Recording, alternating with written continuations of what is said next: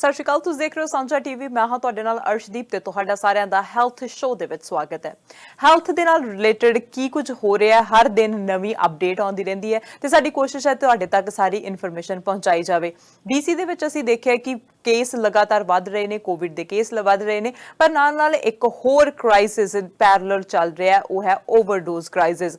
Overdose ਦੇ ਨਾਲ 7000 ਤੋਂ ਵੱਧ ਮੌਤਾਂ ਪਿਛਲੇ 5 ਸਾਲਾਂ ਦੇ ਵਿੱਚ ਹੋ ਚੁੱਕੀਆਂ। ਸੋ 5 ਸਾਲ ਪੂਰੇ ਹੋ ਚੁੱਕੇ ਆ BC ਦੇ ਵਿੱਚ ਇਹ ਐਲਾਨ ਕੀਤੇ ਹੋਏ ਕਿ ਕ੍ਰਾਈਸਿਸ ਚੱਲ ਰਿਹਾ, ਪੈਂਡੈਮਿਕ ਮਹਾਮਾਰੀ ਇਹ ਵੀ ਇੱਕ ਮਹਾਮਾਰੀ ਹੈ। ਸੋ ਉਹ ਚੱਲ ਰਹੀ ਹੈ, 5 ਸਾਲ ਪੂਰੇ ਹੋ ਗਏ ਆ BC ਦੇ ਵਿੱਚ। BC ਪਾਰਲੀਮੈਂਟ ਦੇ ਵਿੱਚ ਝੰਡਿਆਂ ਨੂੰ ਅੱਧਾ ਝੁਕਾ ਦਿੱਤਾ ਗਿਆ ਤਾਂ ਕਿ ਉਹਨਾਂ ਨੂੰ ਯਾਦ ਕੀਤਾ ਜਾਵੇ ਜਿਹੜੀਆਂ ਆਪਣੀਆਂ ਜਾਨਾਂ ਗਵਾ ਚੁੱਕੇ ਨੇ, ਜ਼ਹਿਰੀਲੇ ਨਸ਼ਿਆਂ ਦੀ ਭੇਟ ਜਿਹੜੇ ਨੇ ਚੜ ਚੁੱਕੇ ਨੇ।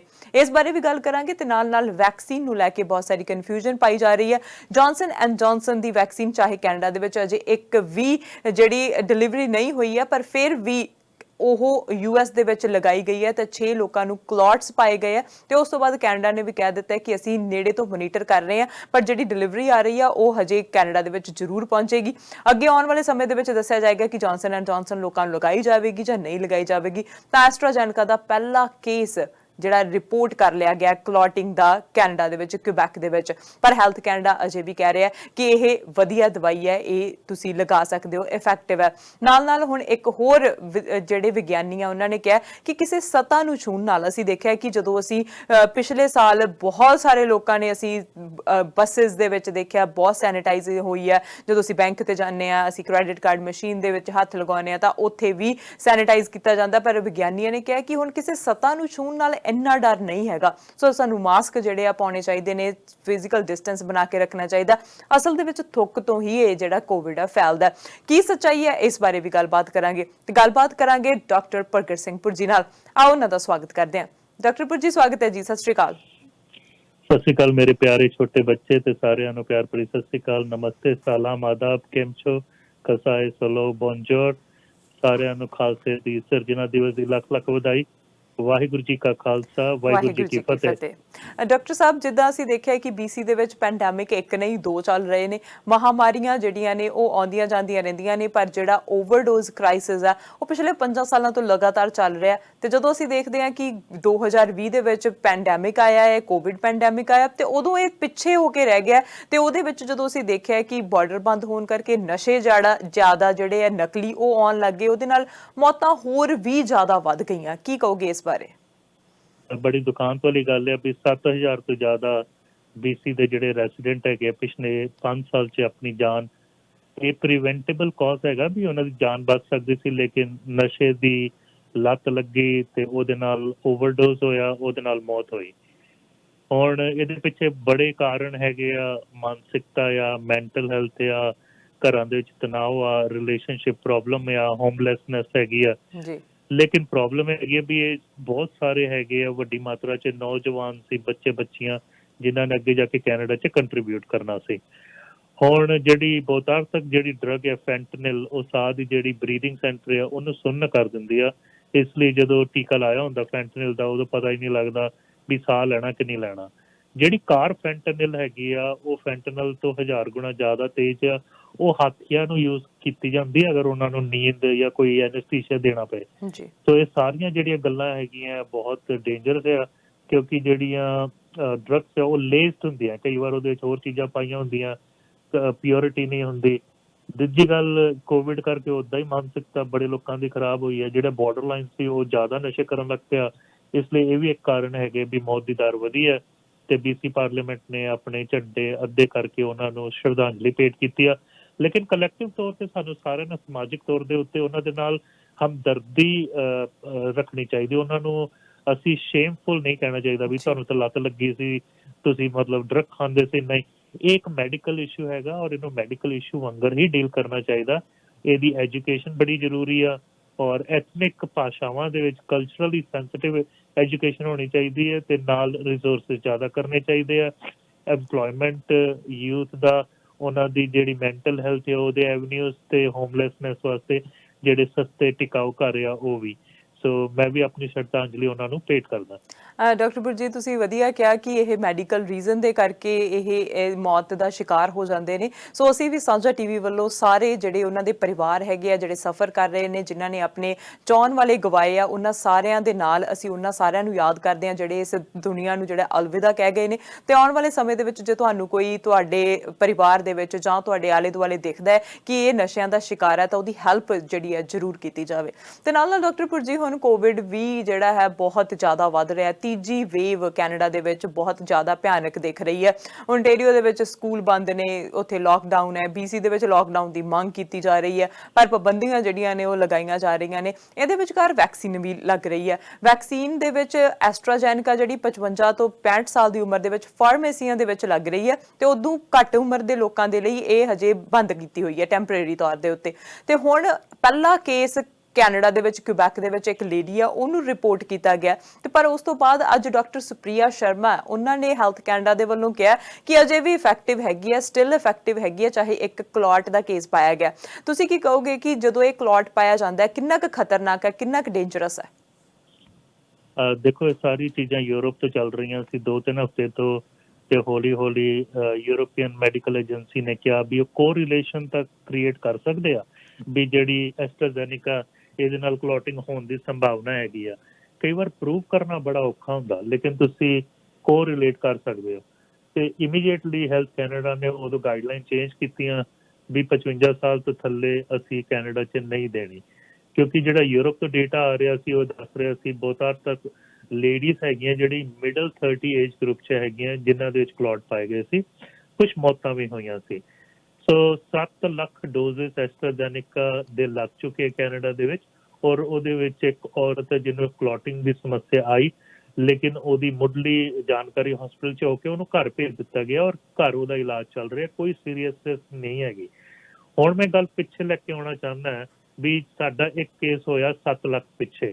ਯੂਰਪ ਦੇ ਵਿੱਚ ਕਈ ਕੰਟਰੀਆਂ 'ਚ 1 ਮਿਲੀਅਨ ਤੋਂ 2 ਮਿਲੀਅਨ ਦੇ ਵਿੱਚ ਹੋਇਆ, ਕਈ ਕੰਟਰੀਆਂ ਦੇ ਵਿੱਚ 1 ਲੱਖ ਦੇ ਵਿੱਚ ਇੱਕ ਹੋਇਆ। ਤੇ ਉੱਕਾ ਪੁੱਕਾ ਅਗਰ ਸਾਰਾ ਡੇਟਾ ਦੇਖੀਏ ਤੇ ਅਸੀਂ ਕਹਿ ਸਕਦੇ ਹਾਂ 4 ਕੇਸਿਸ ਪਰ ਮਿਲੀਅਨ ਹੋਣ ਦੀ ਸੰਭਾਵਨਾ ਹੈਗੀ ਆ, ਵੱਧ ਤੋਂ ਵੱਧ, ਇਸ ਤੋਂ ਜ਼ਿਆਦਾ ਨਹੀਂ ਹੈਗੀ। ਲੇਕਿਨ ਅਗਰ ਮੈਂ ਆਖਾਂ ਵੀ ਹੋਰ ਕੋਈ ਵਜ੍ਹਾ ਕਰਕੇ ਕਲੌਟ ਨਹੀਂ ਹੁੰਦੇ, ਕੈਨੇਡਾ ਦੀ ਆਬਾਦੀ 38 ਮਿਲੀਅਨ ਆ, ਸੋ ਪਰ ਮਿਲੀਅਨ ਪਿੱਛੇ ਅਸੀਂ ਕਰੀਬਨ 1100 ਕਲੌਟ ਦੇਖਦੇ ਹਾਂ ਹਰ ਸਾਲ, ਵੱਖ-ਵੱਖ ਰੀਜ਼ਨ ਕਰਕੇ। ਜਿਹੜੀ ਬਰਥ ਕੰਟਰੋਲ ਪਿਲਸ ਲੇਡੀਜ਼ ਲੈਂਦੀਆਂ ਵੀ ਉਹਨਾਂ ਨੂੰ ਬੇਬੀ ਨਾ ਹੋਵੇ, ਪਿਲਸ ਜਿਹੜੀ ਪਿਛਲੀ 40-50 ਸਾਲ ਤੋਂ ਬਹੁਤ ਵਰਤੀ ਜਾ ਰਹੀ, ਕਰੀਬਨ 900 ਲੇਡੀਜ਼ ਪਰ ਮਿਲੀਅਨ ਦੇ ਵਿੱਚ ਕਲੌਟਿੰਗ ਹੋਣ ਦੀ ਸੰਭਾਵਨਾ ਹੁੰਦੀ ਹੈ। ਜਿਹੜੇ ਸਮੋਕਿੰਗ ਕਰਦੇ ਸਮੋਕਰਸ, ਉਹਨਾਂ ਦੇ ਵਿੱਚ ਕਰੀਬਨ 12% ਪਰ ਮਿਲੀਅਨ। ਔਰ ਜਿਹੜੀ ਕੋਵਿਡ ਹੋ ਗਿਆ, ਦੇਖੋ ਇੱਕ ਪਾਸੇ ਕੋਵਿਡ ਆ ਵੀ ਸਾਨੂੰ ਨਾ ਹੋਵੇ, ਦੂਜੇ ਪਾਸੇ ਕੋਵਿਡ ਅਗਰ ਹੋ ਗਿਆ ਤੇ 14% ਰਿਸਕ ਹੈਗਾ ਕਲੌਟਿੰਗ ਹੋਏਗੀ, ਔਰ ਅਗਰ ਹਸਪੀਟਲ ਦੇ ICU 'ਚ ਦਾਖਲ ਆ ਤੇ 20% ਰਿਸਕ ਹੈਗੀ ਕਲੌਟਿੰਗ ਦੀ। ਸੋ ਅਗਰ ਆਪਾਂ ਰਿਸਕ ਔਰ ਬੈਨੀਫਿਟ ਨੂੰ ਦੇਖੀਏ ਤੇ ਅਜੇ ਵੀ ਹੈਲਥ ਕੈਨੇਡਾ ਐਂਡੋਰਸ ਕਰ ਰਹੀ ਹੈ, ਔਰ ਮੈਂ ਇਹਦੇ ਨਾਲ ਸਹਿਮਤ ਹਾਂ ਵੀ ਐਕਸਟ੍ਰੀਮਲੀ ਲੋ ਰਿਸਕ ਹੈਗਾ, maybe 1 in 1 million, maybe 4 in 1 million, but ਉਹਦਾ ਬੈਨੀਫਿਟ ਦੇਖੋ ਨਾ ਦੂਜੇ ਪਾਸੇ, ਤੁਹਾਨੂੰ ਕੋਵਿਡ ਤੋਂ ਬਚਾਉਂਦੀ ਆ, ਤੁਹਾਡੇ ਕੋਵਿਡ ਤੋਂ ਹਸਪੀਟਲਾਈਜੇਸ਼ਨ ਤੋਂ ਬਚਾਉਂਦੀ ਆ, ਮੌਤ ਤੋਂ ਬਚਾਉਂਦੀ ਆ। ਸੋ ਜਿਹੜੀ ਇਹ ਗੱਲਾਂ ਜਿਹੜੀਆਂ ਹੈਗੀਆਂ ਹੈਲਥ ਕੈਨੇਡਾ ਬੜੀ ਕਲੋਜ਼ਲੀ ਮੋਨੀਟਰ ਕਰਦੀ ਆ, ਔਰ ਅਸੀਂ ਫਿਲਹਾਲ 55 ਤੋਂ 65 ਤੱਕ ਹੀ ਦੇਣੀ ਆ। ਔਰ ਦੂਜੇ ਰੇਂਜ 'ਚ ਜਿਹੜੀ ਦੂਜੀ ਵੈਕਸੀਨ ਸਾਡੇ ਕੋਲ ਇਸ ਵੇਲੇ ਮੌਜੂਦ ਨੇ, ਫਾਈਜ਼ਰ ਔਰ ਮੋਡਰਨਾ ਦੇਣੀ ਆ। ਜਿਹੜੀ ਜੌਨਸਨ ਐਂਡ ਜੌਨਸਨ ਹੈ ਇਹਨੇ ਵੀ ਆ ਜਾਣਾ ਕਰੀਬਨ 2 ਹਫ਼ਤਿਆਂ ਤਾਈਂ। ਅਮਰੀਕਾ ਦੇ ਵਿੱਚ 6 ਮਿਲੀਅਨ 6.5 ਮਿਲੀਅਨ ਡੋਸਿਸ ਦੇ ਵਿੱਚ 6 ਕੇਸਿਸ ਪਾਏ ਗਏ ਸੀ ਕਲੌਟ ਦੇ, ਅਗੇਨ ਤੁਸੀਂ ਕਹਿ ਸਕਦੇ 1 in 1 ਮਿਲੀਅਨ, ਤੇ ਉਹ ਵੀ ਡੇਟਾ ਰਿਵਿਊ ਕਰ ਰਹੇ ਆ। ਸੋ ਇਹ ਸਾਰੀਆਂ ਚੀਜ਼ਾਂ ਚੱਲਦੀਆਂ ਰਹਿੰਦੀਆਂ, ਅਸੀਂ ਨਾ ਕੋਈ ਸਾਧਾਰਨ ਚੀਜ਼ 'ਚ ਨਹੀਂ ਹੈਗੀ, ਅਸੀਂ ਐਮਰਜੈਂਸੀ ਤੋਂ ਗੁਜ਼ਰ ਰਹੇ ਆ ਜਿੱਥੇ ਕੋਵਿਡ ਨੇ ਸਾਡੇ ਉੱਤੇ ਤੀਜਾ ਮਹਾਯੁੱਧ ਛੇੜਿਆ ਹੋਇਆ, ਤੇ ਅਸੀਂ ਆਪਣੇ ਵੱਖ-ਵੱਖ ਹਥਿਆਰ ਕ੍ਰੀਏਟ ਕਰ ਰਹੇ ਹਾਂ ਜਿਹਦੇ 'ਚ ਵੈਕਸੀਨਸ ਹੈਗੀਆਂ ਵੀ ਸਾਨੂੰ ਬੈਨੀਫਿਟ ਮਿਲੇ, ਔਰ ਸਾਨੂੰ ਇਹਦੇ ਜਿਹੜੇ ਲਾਭ ਹੈਗੇ ਆ ਉਹ ਜ਼ਿਆਦਾ ਨਜ਼ਰ ਆਉਂਦੇ ਆ। ਹਾਂ, ਮੰਨਦੇ ਆ ਵੀ ਐਕਸਟ੍ਰੀਮਲੀ ਰਿਸਕ ਹੈਗਾ ਕਲੌਟਿੰਗ ਦਾ, ਬਟ ਜਿਹੜਾ ਬੈਨੀਫਿਟ ਹੈ ਉਹ ਆਊਟਵੇ ਕਰਦਾ। ਜੀ ਜੌਨਸਨ ਐਂਡ ਜੌਨਸਨ ਦੀ ਤੁਸੀਂ ਗੱਲ ਕੀਤੀ ਹੈ ਕਿ ਉੱਥੇ ਵੀ ਐਮਰਜੈਂਸੀ ਦੇ ਲਈ ਜਿਹੜਾ ਹੈ ਉਹ ਰੋਕ ਲਗਾ ਦਿੱਤੀ ਹੈ ਟੈਂਪਰੇਰੀ, ਕਿਉਂਕਿ ਉੱਥੇ ਕਲੌਟ ਪਾਏ ਗਏ ਆ। ਕੈਨੇਡਾ ਦੇ ਵਿੱਚ ਡਿਲੀਵਰੀਜ਼ ਸ਼ਿਪਮੈਂਟਸ ਆ ਰਹੀਆਂ ਨੇ, ਪਰ ਉਹ ਕਹਿੰਦੇ ਕਿ ਅਸੀਂ ਕਲੋਜ਼ਲੀ ਮੋਨੀਟਰ ਕਰ ਰਹੇ ਹਾਂ, ਅਜੇ ਅਸੀਂ ਰੋਕ ਲਗਾਉਣ ਦੀ ਗੱਲ ਫੇਰ ਦੇਖਾਂਗੇ, ਫੇਰ ਜਦੋਂ ਮੋਨੀਟਰ ਹੋਊਗਾ ਉਸ ਤੋਂ ਬਾਅਦ। ਤੇ ਨਾਲ ਹੁਣ ਜਿਵੇਂ ਪਹਿਲਾਂ ਕਹਿੰਦੇ ਸੀ ਕੈਨੇਡਾ ਦੇ ਵਿੱਚ ਇੰਨੀਆਂ ਸਾਰੀਆਂ ਵੈਕਸੀਨ ਕੀ ਕਰਨੀਆਂ, ਇੱਕ ਵੈਕਸੀਨ ਜਿਹੜੀ ਹੋਣੀ ਚਾਹੀਦੀ ਹੈ, ਪਰ ਹੁਣ ਕੈਨੇਡਾ ਵਾਲੇ ਆਪਣੀ ਜਿਹੜੀ ਫੈਡਰਲ ਸਰਕਾਰ ਆ ਉਹ ਕਹਿ ਰਹੀ ਹੈ ਕਿ ਅਸੀਂ ਇਸੇ ਕਰਕੇ ਹੀ ਜ਼ਿਆਦਾ ਕੰਟਰੈਕਟ ਕੀਤੇ ਸੀ ਕਿ ਜਿਹੜੀ ਇਫੈਕਟਿਵ ਹੈਗੀ ਆ ਉਹ ਅਸੀਂ ਕੈਨੇਡੀਅਨਸ ਤੱਕ ਜਿਹੜੀ ਉਹ ਪਹੁੰਚਾ ਦਈਏ। ਪਰ ਉਹਦੇ ਵਿਚਕਾਰ ਹੁਣ ਮੋਡਰਨਾ ਜਿਹੜੀ ਹੈ ਉਹਨੇ ਵੀ ਆਪਣਾ ਟਰਾਇਲ ਕੀਤੇ ਆ, 30,000 ਤੋਂ ਉੱਤੇ ਲੋਕਾਂ ਦੇ ਉੱਤੇ ਟਰਾਇਲ ਹੋਏ ਆ, ਤਾਂ ਉਹ ਟਰਾਇਲਸ ਦੇ ਵਿੱਚ ਉਹ ਵੀ ਜਿਹੜੀ ਘੱਟ ਇਫੈਕਟਿਵ ਪਾਈ ਗਈ ਹੈ, ਕਿਉਂਕਿ ਵੇਰੀਐਂਟਸ ਕਰਕੇ ਸ਼ਾਇਦ, ਕਿਉਂਕਿ ਪਹਿਲਾਂ 95 ਸੀ ਹੁਣ 90% ਰਹਿ ਗਈ ਹੈ। ਸੋ ਉਹ ਕੀ ਹੈ ਪੂਰੀ ਖਬਰ? ਦੇਖੋ ਆਪਾਂ ਨੇ ਨੰਬਰਿੰਗ 'ਚ ਨਹੀਂ ਜਾਣਾ। ਹੁਣ ਫਾਈਜ਼ਰ ਔਰ ਮੋਡਰਨਾ ਦੀ ਟਰਾਇਲ ਉਦੋਂ ਹੋ ਰਹੀ ਸੀ ਜਦੋਂ ਜਿਹੜੇ ਵੇਰੀਐਂਟਸ ਜਾਂ ਰੂਪਾਂਤਰ ਬਿਲਕੁਲ ਨਹੀਂ ਸੀ ਜੀ। ਹੁਣ ਜਿਹੜੀ ਐਸਟਰਾਜ਼ੈਨੇਕਾ ਉਦੋਂ ਰੂਪਾਂਤਰ ਆਉਣੇ ਸ਼ੁਰੂ ਹੋਏ, ਉਹ ਸਭ ਤੋਂ ਜ਼ਿਆਦਾ ਰੂਪਾਂਤਰ ਦੇ ਉੱਤੇ ਟੈਸਟਿੰਗ ਹੋਈ ਹੈ ਜੌਨਸਨ ਐਂਡ ਜੌਨਸਨ ਦੀ, ਜਿਹਦੀ ਕਾਫੀ ਮੁੱਢਲੀ ਟੈਸਟਿੰਗ ਸਾਊਥ ਅਫਰੀਕਾ ਔਰ ਬ੍ਰਾਜ਼ੀਲ 'ਚ ਹੋਈ ਹੈ। ਰਾਈਟ ਨਾਓ ਲੋਵਰ ਮੇਨਲੈਂਡ ਔਰ BC 'ਚ ਵੀ ਜਿਹੜਾ ਸਭ ਤੋਂ ਜ਼ਿਆਦਾ ਕੋਵਿਡ ਯੂਥ 'ਚ ਆ ਰਿਹਾ, 47% ਤੋਂ ਜ਼ਿਆਦਾ ਉਹ ਬ੍ਰਾਜ਼ੀਲ ਦਾ P1 ਵੇਰੀਐਂਟ ਹੈਗਾ ਰੂਪਾਂਤਰ। ਸੋ 90% ਦਾ ਮਤਲਬ ਇਹ ਹੈਗਾ ਵੀ ਇਦਾਂ ਆਪਾਂ ਨਹੀਂ ਕਹਿ ਸਕਦੇ ਵੀ 90% ਤੁਹਾਡੇ ਚਾਂਸ ਹੈਗੇ ਆ ਵੀ ਤੁਸੀਂ ਪ੍ਰੋਟੈਕਟਿਡ ਰਹੋਗੇ, ਨਹੀਂ। 90% ਤੋਂ ਜ਼ਿਆਦਾ ਲੋਕੀ ਜਿਹੜੇ ਹੈਗੇ ਆ ਪ੍ਰੋਟੈਕਟਿਡ ਰਹਿਣਗੇ ਅਗਰ ਉਹਨਾਂ ਨੂੰ ਮੋਡਰਨਾ ਮਿਲੂਗੀ ਰੂਪਾਂਤਰ ਤੋਂ। ਉਹਨਾਂ ਨੂੰ ਅਗਰ ਹੋਇਆ ਵੀ ਤੇ ਮਾਈਲਡ ਕੇਸ ਹੋਊਗਾ ਤੇ ਹਸਪੀਟਲ ਜਾਣ ਦੀ ਲੋੜ ਨਹੀਂ ਪਊਗੀ। ਸੋ ਮੈਜੋਰਿਟੀ ਆਫ ਅਸੀਂ ਇਹੀ ਚਾਹੁੰਦੇ ਆ ਵੀ ਹਸਪੀਟਲਾਈਜੇਸ਼ਨ ਨਾ ਹੋਵੇ, ICU ਨਾ ਪੜੀਏ ਤੇ ਮੌਤ ਨਾ ਹੋਵੇ।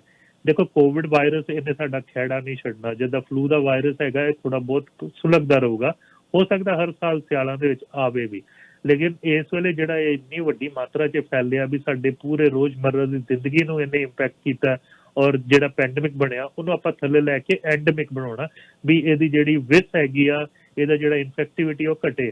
ਇੱਕ ਕੰਟਰੀ ਆਲਮੋਸਟ ਅਚੀਵ ਕਰ ਚੁੱਕੀ ਆ, ਉਹਦਾ ਨਾਮ ਹੈਗਾ ਇਜ਼ਰਾਈਲ। 15% ਲੋਕਾਂ ਨੂੰ ਨੈਚੁਰਲ ਹੋਇਆ ਸੀ ਤੇ ਕਰੀਬਨ 60-65% ਨੂੰ ਟੀਕੇ ਲੱਗ ਚੁੱਕੇ ਆ। ਸੋ ਉੱਥੇ ਹੁਣ ਕੋਵਿਡ ਬਿਲਕੁਲ ਥੱਲੇ ਹੋ ਗਿਆ। ਸਾਡੀ ਕੰਟਰੀ 'ਚ ਵੀ ਦੇਖੋ 38 ਮਿਲੀਅਨ ਦੀ ਆ, 1 ਮਿਲੀਅਨ ਨੂੰ ਨੈਚੁਰਲ ਕੋਵਿਡ ਹੋ ਗਿਆ। ਸੋ ਆਪਾਂ ਕਹਿ ਸਕਦੇ 10-12% ਨੂੰ ਨੈਚੁਰਲੀ ਹੋਇਆ, ਹੋ ਸਕਦਾ ਜ਼ਿਆਦਾ ਵੀ ਹੋਏ। ਔਰ ਵੈਕਸੀਨੇਸ਼ਨ ਇਸ ਵੇਲੇ 22 ਤੋਂ 23% ਕੈਨੇਡੀਅਨਸ ਨੂੰ ਲੱਗ ਚੁੱਕੀ ਆ, BC 'ਚ 25% ਨੂੰ ਲੱਗ ਚੁੱਕੀ ਆ, ਔਰ ਸਾਡਾ ਟੀਚਾ ਜਿਹੜਾ ਔਨ ਟਾਰਗੇਟ ਹੈਗਾ। ਸੋ ਅਸੀਂ ਇਸ ਲਈ ਆਪਾਂ ਇਹ ਨੰਬਰਿੰਗ 'ਚ ਨਹੀਂ ਜਾਣਾ, ਲੇਕਿਨ ਜਿਹੜੇ ਵੈਕਸੀਨ 'ਤੇ ਸਾਰੇ ਕੰਮ ਕਰਦੇ ਆ, ਸਾਰੇ ਤੁਹਾਡੇ 'ਚ ਐਂਟੀਬੋਡੀਜ਼ ਬਣਾਉਂਦੇ ਆ, ਔਰ ਸਾਰੇ ਤੁਹਾਨੂੰ ਹਸਪੀਟਲਾਈਜੇਸ਼ਨ ਤੋਂ ਬਚਾਉਂਦੇ ਆ ਵੀ ਨਾ ਉਹਦੇ ਕੰਪਲਿਕੇਸ਼ਨ ਕਰਕੇ ਦਾਖਲ ਹੋਈਏ।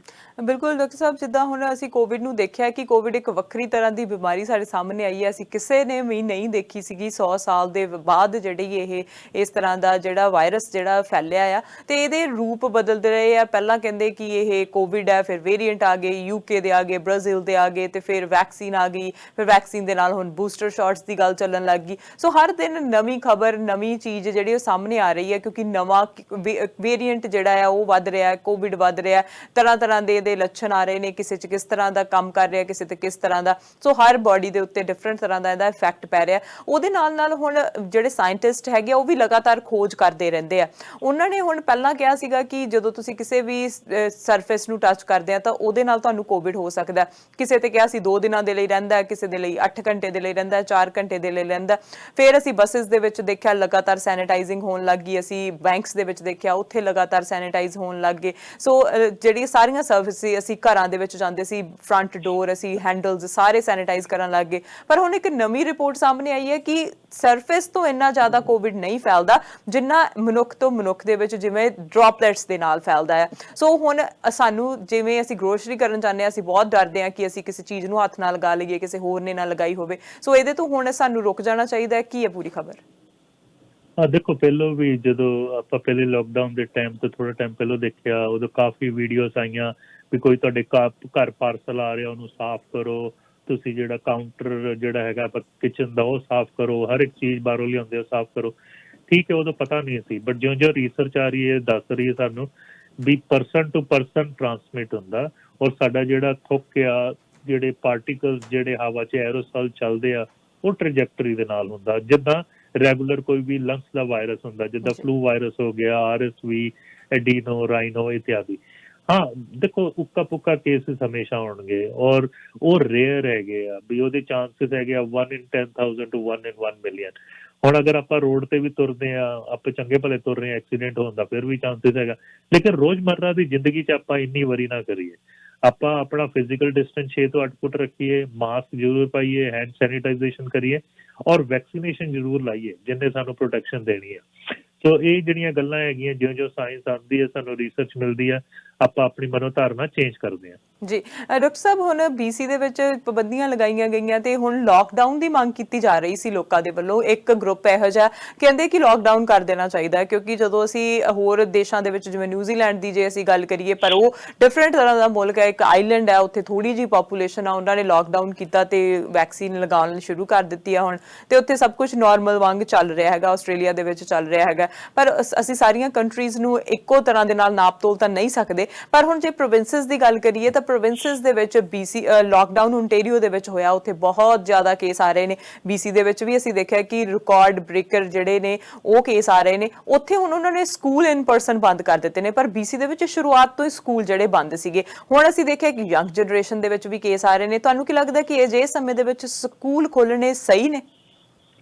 ਦੇਖੋ ਜਿਹੜੇ ਨਾ ਕੇਸਿਸ ਜਿਹੜੇ ਹੈਗੇ ਸਕੂਲ ਤੋਂ ਉੱਕਾ ਪੱਕਾ ਆਉਂਦੇ ਆ ਔਰ ਜਿਹੜੇ ਬੱਚੇ ਆ ਸਮਹਾਉ ਕੋਵਿਡ ਤੋਂ ਬਹੁਤ ਜ਼ਿਆਦਾ ਪ੍ਰੋਟੈਕਟਡ ਆ। ਟੋਟਲ ਅਗਰ ਕੇਸਿਸ ਗਿਣੀਏ ਕੈਨੇਡਾ 'ਚ 0.3% ਬੱਚਿਆਂ 'ਚ ਹੋਇਆ। ਅਗਰ ਉਹ ਦੇਖੀਏ ਤੇ ਉਹਨਾਂ ਨੂੰ ਬਹੁਤ ਰੇਅਰਲੀ ਹਸਪੀਟਲਾਈਜੇਸ਼ਨ ਦੀ ਲੋੜ ਪੈਂਦੀ ਔਰ ਅਨਸੁਖਾਵੀ ਘਟਨਾ ਨਹੀਂ ਵਾਪਰਦੀ। ਸਕੂਲਿੰਗ ਬੜੀ ਇੰਪੋਰਟੈਂਟ ਹੈ ਬੱਚਿਆਂ ਦੀ ਮਾਨਸਿਕਤਾ ਦੇ ਲਈ, ਐਜੂਕੇਸ਼ਨ ਦੇ ਲਈ, ਸੋਸ਼ਲ ਇਮੋਸ਼ਨਲ ਡਿਵੈਲਪਮੈਂਟ ਦੇ ਲਈ। ਹੁਣ ਜਿਹੜੇ ਯੂਥ ਹੈ ਜਿਹਦੇ ਵਿੱਚ ਬ੍ਰਾਜ਼ੀਲ ਦਾ ਵੇਰੀਐਂਟ P1 ਆ ਰਿਹਾ, ਇਹਨਾਂ ਦਾ ਵੀ ਕਸੂਰ ਨਹੀਂ ਹੈਗਾ ਵੀ ਇਹ ਪਾਰਟੀਆਂ ਕਰ ਰਹੇ ਆ, ਇਹ ਪਬਲਿਕ ਹੈਲਥ ਦੀ ਉਲੰਘਣਾ ਕਰ ਰਹੇ ਆ। ਇਹ ਵਿਚਾਰੇ ਫਰੰਟ ਲਾਈਨ ਵਰਕਰ ਹੈ ਜਿਹੜੇ ਮਤਲਬ ਰੂਟੀਨ ਦਾ ਜਿਹੜਾ ਕੰਮ ਕਰਦੇ ਆ ਔਰ ਬੱਸਿਸ 'ਚ ਟ੍ਰੇਨਾਂ 'ਚ ਟਰੈਵਲ ਕਰਕੇ ਜਾਂਦੇ ਆ। ਸੋ ਇਸ ਲਈ ਉਹਨਾਂ ਦਾ ਰਿਸਕ ਵੱਧ ਜਾਂਦਾ। ਔਰ ਜਿਹੜਾ ਬ੍ਰਾਜ਼ੀਲ ਦਾ ਰੂਪਾਂਤਰ ਆ, ਮੇਰੇ ਖਿਆਲ ਨਾਲ ਪਿਛਲੀ ਵਾਰ ਵੀ ਕਿਹਾ ਸੀ, ਉਹ ਆਪਣਾ ਮੂੰਹ ਮੰਤਰ ਏਦਾਂ ਉਹਨੇ ਬਣਾਇਆ ਵੀ ਉਹ ਜਿੱਦਾਂ ਗਿਰਗਿਟ ਹੁੰਦੀ ਆ, ਕੈਮੇਲੀਅਨ ਹੁੰਦੀ ਆ, ਆਪਣੇ ਆਪ ਨੂੰ ਕੈਮੋਫਲਾਜ ਕਰ ਲੈਂਦਾ। ਉਹ ਬੋਡੀ ਦੇ ਅੰਦਰ ਵੀ ਜਾਂਦਾ ਤੇ ਸਾਡੀ ਬੋਡੀ ਭਾਵੇਂ ਇਮਿਊਨ ਸਿਸਟਮ ਸਟਰੋਂਗ ਆ ਜਾਂ ਅਗਰ ਟੀਕਾ ਵੀ ਲੱਗਾ ਤੇ ਕਈ ਵਾਰ ਐਂਟੀਬਾਡੀਜ਼ ਉਹਨੂੰ ਰਿਕਗਨਾਈਜ਼ ਨਹੀਂ ਕਰਦੀਆਂ ਔਰ ਜਦ ਤੱਕ ਰਿਕਗਨਾਈਜ਼ ਕਰਦੀਆਂ ਵੀ ਚੋਰ ਆ ਗਏ ਸਾਡੇ ਘਰ, ਕਈ ਵਾਰ ਉਹ ਆਪਣੀ ਜਿਹੜੀ ਡੈਮੇਜ ਹੈ ਥੋੜੀ ਬਹੁਤ ਸ਼ੁਰੂ ਕਰ ਦਿੰਦਾ। ਇਸ ਲਈ 20% ਲੋਕਾਂ ਦੇ ਵਿੱਚ ਅਸੀਂ ਦੇਖਦੇ ਹਾਂ ਜਿਨ੍ਹਾਂ ਨੂੰ ਪਹਿਲਾਂ ਕੋਵਿਡ ਹੋਇਆ ਸੀ ਜਾਂ ਜਿਨ੍ਹਾਂ ਨੂੰ ਟੀਕੇ ਵੀ ਲੱਗਿਆ ਤੇ ਇਸ ਲਈ ਇਹ ਰੂਪਾਂਤਰ ਹੋਣ ਦੀ ਸੰਭਾਵਨਾ ਵੱਧ ਜਾਂਦੀ ਹੈ। ਸੋ ਇਸ ਲਈ ਸਾਨੂੰ ਵੈਕਸੀਨੇਸ਼ਨ ਜ਼ਰੂਰ ਲਾਉਣਾ ਚਾਹੀਦਾ। ਗਾਂ ਰਿਸਰਚ ਚੱਲ ਰਹੀ ਹੈ ਵੀ ਇਹ ਰੂਪਾਂਤਰ ਦੇ ਉੱਤੇ ਵੈਕਸੀਨੇਸ਼ਨ ਬਣਨ ਬੂਸਟਰ, ਲੇਕਿਨ ਸੋ ਫਾਰ ਉਹਦੇ ਉੱਤੇ ਰਿਸਰਚ ਹੀ ਚੱਲ ਰਹੀ ਹੈ। ਔਰ ਅਸੀਂ ਸਾਰਿਆਂ ਨੂੰ, ਭਾਵੇਂ ਯੂਥ ਆ, ਭਾਵੇਂ ਬਜ਼ੁਰਗ ਆ, ਭਾਵੇਂ ਮਿਡਲ ਏਜ ਤੇ ਆ, ਸਾਰਿਆਂ ਨੂੰ ਵੈਕਸੀਨੇਸ਼ਨ ਸਾਨੂੰ ਮੁਹੱਈਆ ਕਰਾਉਣੀ ਚਾਹੀਦੀ ਹੈ। ਬਿਲਕੁਲ, ਵੈਕਸੀਨ ਵੀ ਲੱਗ ਰਹੀ ਹੈ ਡਾਕਟਰ ਸਾਹਿਬ, ਪਰ ਜਦੋਂ ਕਿਸੇ ਨੂੰ ਵੈਕਸੀਨ ਲੱਗਣ ਤੋਂ ਬਾਅਦ ਵੀ ਪੋਜ਼ਿਟਿਵ ਹੋ ਜਾਂਦਾ, ਉਹ ਕਿੰਨਿਆਂ ਚੋਂ ਕਿੰਨੀ ਕੁ ਪਰਸੈਂਟੇਜ ਲੋਕ ਹੋ ਸਕਦੇ ਆ ਕਿ ਵੈਕਸੀਨ ਲੱਗਣ ਤੋਂ ਬਾਅਦ ਵੀ ਕੋਵਿਡ ਹੋ ਜਾਏ? ਐਕਸਟ੍ਰੀਮਲੀ ਰੇਅਰ ਹੈ, ਓਕੇ ਪੁਕੇ ਕੇਸਿਸ ਹੈ। ਪਹਿਲੀ ਗੱਲ ਤਾਂ ਵੈਕਸੀਨ ਜਿਹੜੀ ਹੈਗੀ ਹੈ, ਹੁਣ ਮੈਨੂੰ ਵੀ ਇੱਕ ਡੋਜ਼ ਹੀ ਲੱਗਾ, ਦੂਜਾ ਲੱਗੂਗਾ 2-3 ਮਹੀਨੇ ਬਾਅਦ, ਜਿੱਦਾਂ ਡਾਕਟਰ ਬੋਨੀ ਹੈਨਰੀ ਨੇ ਕਿਹਾ ਸੀ। ਉਹ ਇੱਕ ਡੋਜ਼ ਦੇ ਨਾਲ 70-80% ਤੁਹਾਡੇ ਕੋਲ ਐਂਟੀਬਾਡੀ ਬਣ ਜਾਂਦੀ ਆ, 2 ਡੋਜ਼ ਦੇ ਨਾਲ ਕਰੀਬਨ 90 ਮਿਡ 90 ਚ ਬਣਦੀ ਹੈ। ਕੋਈ ਵੀ ਵੈਕਸੀਨ ਤੁਹਾਨੂੰ 100% ਐਂਟੀਬਾਡੀ ਨਹੀਂ ਦੇਊਗੀ, ਲੇਕਿਨ ਜਿਹੜਾ ਹੈਗਾ ਬਹੁਤਾਤਰ ਅਗਰ ਇਨਫੈਕਸ਼ਨ ਹੋਇਆ ਤੇ ਮਾਈਲਡ ਹੋਊਗਾ। ਇਹਦੇ ਉੱਤੇ ਕੋਈ ਰਿਸਰਚ ਨਹੀਂ ਹੈਗਾ, ਲੇਕਿਨ ਸਮਝੋ ਹੁਣ ਇਮਰਾਨ ਖਾਨ ਸਾਹਿਬ ਜਿਹੜੇ ਪਾਕਿਸਤਾਨ ਦੇ ਪ੍ਰਾਈਮ ਮਿਨਿਸਟਰ, ਉਹਨਾਂ ਨੂੰ ਹੋਇਆ ਸੀ, ਉਹਨਾਂ ਨੂੰ 2-3 ਦਿਨ ਬਾਅਦ ਜਦੋਂ ਵੈਕਸੀਨ ਲੱਗੀ ਉਦੋਂ ਹੋਇਆ। ਤਦ ਤੱਕ ਐਂਟੀਬਾਡੀਜ਼ ਨਹੀਂ ਬਣਦੀਆਂ, ਉਹਨਾਂ ਨੂੰ ਵੀ ਕਰੀਬਨ 3 ਤੋਂ 4 ਹਫ਼ਤੇ ਲੱਗਦੇ ਆ ਹੌਲੀ ਬਣਨ ਨੂੰ। ਸੋ ਇਹ ਵੇਰੀਏਬਲ ਹੈਗਾ ਔਰ ਉੱਕਾ ਪੁੱਕਾ ਮੈਂ ਕਹੂੰਗਾ ਵੀ ਘੱਟ ਹੁੰਦਾ ਇਹਦਾ ਇਨਫੈਕਸ਼ਨ, ਕਿਉਂਕਿ ਤੁਹਾਡਾ ਆਪ ਦਾ ਇਮਿਊਨ ਸਿਸਟਮ ਵੀ ਸਮਰੱਥ ਹੈਗਾ ਕੋਵਿਡ ਦਾ ਪਤਨ ਕਰਨ। ਜੀ, ਕਹਿ ਸਕਦੇ ਹਾਂ ਕਿ ਜਦੋਂ ਤੁਹਾਨੂੰ ਵੈਕਸੀਨ ਵੀ ਲੱਗ ਗਈ ਤਾਂ ਇਹਦੇ ਬਾਅਦ ਇਹ ਨਾ ਸਮਝੋ ਕਿ ਸਾਨੂੰ ਪ੍ਰੀਕਾਸ਼ਨਸ ਫੋਲੋ ਕਰਨ ਦੀ ਲੋੜ ਨਹੀਂ ਹੈਗੀ, ਰੈਸਟ੍ਰਿਕਸ਼ਨਸ ਨੂੰ ਫੋਲੋ ਕਰਨ ਦੀ ਲੋੜ ਨਹੀਂ ਹੈਗੀ। ਜਦੋਂ ਨੂੰ ਵੈਕਸੀਨ ਲੱਗ ਵੀ ਜਾਂਦੀ ਹੈ ਉਸ ਤੋਂ ਬਾਅਦ ਵੀ ਸੋਸ਼ਲ ਡਿਸਟੈਂਸਿੰਗ, ਮਾਸਕ, ਹੈਂਡ ਸੈਨੀਟਾਈਜ਼ਿੰਗ, ਉਹ ਸਾਰਾ ਕੁਝ ਜ਼ਰੂਰੀ ਹੈ ਜਦੋਂ ਤੱਕ ਤੁਹਾਨੂੰ ਫੁੱਲੀ ਕਵਰੇਜ ਨਹੀਂ ਮਿਲ ਜਾਂਦੀ, ਜਦੋਂ ਤੱਕ ਤੁਹਾਨੂੰ ਦੋਨੇ ਇੰਜੈਕਸ਼ਨ ਨਹੀਂ ਲੱਗ ਜਾਂਦੇ ਜਾਂ ਜਦੋਂ ਤੱਕ ਤੁਹਾਨੂੰ ਗਾਈਡਲਾਈਨਸ ਨਹੀਂ ਆ ਜਾਂਦੀਆਂ। ਸੋ ਕਹਿ ਸਕਦੇ ਹਾਂ ਕਿ ਜਿੰਨੇ ਵੀ ਲੋਕ ਇਹ ਦੇਖ ਰਹੇ ਨੇ ਤੇ ਜਿਨ੍ਹਾਂ ਨੇ ਅਜੇ ਤੱਕ ਆਪਣੀ ਅਪਾਇੰਟਮੈਂਟਸ ਨਹੀਂ ਬੁੱਕ ਕਰਵਾਈਆਂ, ਪਲੀਜ਼ ਜਾ ਕੇ ਆਪਣੀਆਂ ਅਪਾਇੰਟਮੈਂਟ ਬੁੱਕ ਕਰਾਓ ਜੇ ਤੁਹਾਡੀ ਵਾਰੀ ਆ ਗਈ ਹੈ। ਤੇ ਜਦੋਂ ਤੁਹਾਡੀ ਵਾਰੀ ਆ ਗਈ ਤਾਂ ਤੁਹਾਨੂੰ ਕੰਟੈਕਟ ਵੀ ਕੀਤਾ ਜਾਊਗਾ। ਤੇ ਨਾਲ ਡਾਕਟਰ ਜੀ ਕੀ ਮੈਸੇਜ ਹੈ ਲੋਕਾਂ ਦੇ ਲਈ, ਸਾਰੇ ਵਿਊਅਰਸ ਦੇ ਲਈ? ਦੇਖੋ, ਲੋਕੀ ਥੋੜੇ ਫਟੀਕ ਤੇ ਜਾ ਰਹੇ ਕਿਉਂਕਿ ਸਾਲ ਤੋਂ ਉੱਤੇ ਹੋ ਗਿਆ, ਮੌਸਮ ਠੀਕ ਆ, ਕਈਆਂ ਦੇ ਪਿਛਲੇ ਸਾਲ ਦੇ ਮੈਰਿਜਸ ਇਸ ਸਾਲ ਬੁੱਕ ਕੀਤੇ ਸੀ ਉਹਨਾਂ ਨੂੰ ਫਿਰ ਕੈਂਸਲਿੰਗ ਕਰਨੇ ਪੈ ਰਹੇ ਆ। ਲੇਕਿਨ ਫਿਰ ਮੇਰੀ ਬੇਨਤੀ ਆ ਵੀ ਥੋੜੇ ਮਹੀਨੇ ਹੋਰ ਸਬਰ ਕਰ ਲਓ। ਅਸੀਂ ਨੇੜੇ ਹੈਗੇ ਆ, ਵੈਕਸੀਨੇਸ਼ਨ ਪ੍ਰੋਗਰਾਮ ਸਾਡਾ ਸੋਹਣਾ ਚੱਲ ਰਿਹਾ। ਹੋ ਸਕਦਾ ਆਉਣ ਵਾਲੇ 3-4 ਮਹੀਨੇ 'ਚ ਅਸੀਂ ਬਹੁਤ ਜ਼ਿਆਦਾ ਸਕਸੈਸਫੁਲ ਹੋ ਜਾਈਏ। ਦੂਜੀ ਗੱਲ ਇਹ ਹੈਗੀ ਆ ਵੀ ਜਿਹੜਾ ਮਨ ਹੈਗਾ ਉਹਨੂੰ ਜਿਹੜਾ ਬਾਹਰ ਆਪਾਂ ਵਾਕ ਤੇ ਜਾ ਸਕਦੇ ਆ, ਬਾਹਰ ਘੁੰਮਣ ਫਿਰਨ 'ਚ ਕੋਵਿਡ ਦੇ ਕੇਸਿਸ ਰੇਅਰ ਆ, ਬਹੁਤ ਰੇਅਰ। ਤੁਸੀਂ ਖਾਲੀ ਆਪਣੀ ਉਂਗਲੀਆਂ 'ਚ ਗਿਣ ਸਕਦੇ ਆ, ਕਿਉਂਕਿ ਹਵਾ ਦੇ ਵਿੱਚ ਉਹ ਟਿਕਦਾ ਨਹੀਂ, ਵਾਇਰਸ ਚਲਾ ਜਾਂਦਾ। ਸੋ ਆਪਾਂ ਆਪਣੀ ਮਾਨਸਿਕਤਾ, ਆਪਣੀ ਫਿਜ਼ੀਕਲ ਹੈਲਥ, ਇਮੋਸ਼ਨਲ ਹੈਲਥ ਇਹਨੂੰ ਬਰਕਰਾਰ ਰੱਖੀਏ। ਔਰ ਅਗਰ ਤੁਹਾਨੂੰ ਫੀਲਿੰਗਸ ਹੁੰਦੇ ਆ ਐਂਗਜ਼ਾਇਟੀ ਦੇ, ਮੂਡ ਪ੍ਰੋਬਲਮ, ਡਿਪਰੈਸ਼ਨ, ਤੁਸੀਂ ਆਪਣੇ ਡਾਕਟਰ ਦੇ ਨਾਲ ਗੱਲ ਕਰੋ, ਥੈਰੇਪਿਸਟ ਦੇ ਨਾਲ ਕਾਉਂਸਲਿੰਗ ਇਤਿਆਦਿ ਲਓ। ਦੂਜੀ ਗੱਲ ਮੈਂ ਕਹੂੰਗਾ ਵੀ ਪਰਮਾਤਮਾ ਦਾ ਜਿਹੜਾ ਉਹ ਸ਼ੁਕਰ ਜ਼ਰੂਰ ਕਰੀਏ। ਬਾਣੀ ਕਹਿੰਦੀ ਤੇਰਾ ਕੀਤਾ ਜਾਤੋ ਨਹੀਂ ਮੈਨੂੰ ਜੋ ਕਿਤ ਹੋਈ, ਮੈਂ ਨਿਰਗੁਣਿਆਰੇ ਕੋ ਗੁਣ ਨਹੀਂ ਆਪੇ ਤਰਸ ਪਿਆ ਮਹਿ ਰਹਿਮਤ ਹੋਈ, ਸਤਿਗੁਰ ਸੱਜਣ ਮਿਲਿਆ ਨਾਨਕ ਨਾਮ ਮਿਲੇ ਤਾਂ ਜੀਵਾ ਤਨ ਮਨ ਕੀ ਵੈਰ। ਜਿਹੜਾ ਨਾਮ ਆ ਉਹਨੇ ਤਨ ਔਰ ਮਨ ਨੂੰ ਹਰਿਆ ਕਰਨਾ, ਲੇਕਿਨ ਨਾਮ ਗੁਰੂ ਦੇਗਾ। ਔਰ ਗੁਰੂ ਦੇ ਪ੍ਰਤੀ ਸ਼ਰਧਾ ਹੋਣੀ ਚਾਹੀਦੀ ਹੈ, ਭਾਵਨਾ ਹੋਣੀ ਚਾਹੀਦੀ ਹੈ, ਸਰੈਂਡਰ ਹੋਣੀ ਚਾਹੀਦੀ ਹੈ, ਤਾਂ ਗੁਰੂ ਨਾਮ ਦਿੰਦਾ। ਨਾਮ ਜਿਨ ਕੇ ਮਨ ਵਸਿਆ ਵਾਜੇ ਸ਼ਬਦ ਕਨੇਰੇ। ਸੋ ਅੰਦਰੋਂ ਤੁਸੀਂ ਐਨਲਾਈਟਡ ਹੁੰਦੇ ਹੋ, ਤਨ ਔਰ ਮਨ ਸ਼ੀਤਲ ਹੁੰਦਾ। ਸੋ ਮੈਂ ਇਹ ਕਰੂੰਗਾ ਸ਼ਬਦ ਗੁਰੂ ਦੀ ਲੜ ਲੱਗੀਏ ਔਰ ਆਪਾਂ ਜ਼ਰੂਰ ਬਾਣੀ ਦੀ ਜਿਹੜੀ ਹੈਗੀ ਆ ਪਾਠ ਕਰਿਆ ਕਰੀਏ, ਉਹਨੂੰ ਵਾਚਿਆ ਕਰੀਏ, ਸਮਝਿਆ ਕਰੀਏ ਔਰ ਸਿਮਰਨ ਕਰਿਆ ਕਰੀਏ। ਸਿਮਰਨ ਇਹ ਨਹੀਂ ਹੁੰਦਾ ਵੀ ਵਾਹਿਗੁਰੂ ਵਾਹਿਗੁਰੂ ਵਾਹਿਗੁਰੂ 2 ਘੰਟੇ ਚੌਂਕੜੀ ਮਾਰ ਕੇ ਕਰ ਲਿਆ। ਉਠਤ ਬੈਠਤ ਜੋਵਤ ਜਾਗਤ ਇਹ ਮਨ ਤੁਝੇ ਚਿਤਾਰੇ। ਉਹ ਮਾਈਂਡ ਉਹਦੇ ਨਾਲ ਕਨੈਕਟਡ ਹੋਣਾ ਚਾਹੀਦਾ, ਭਾਵੇਂ ਤੁਸੀਂ ਜੋ ਮਰਜ਼ੀ ਕਰੋ।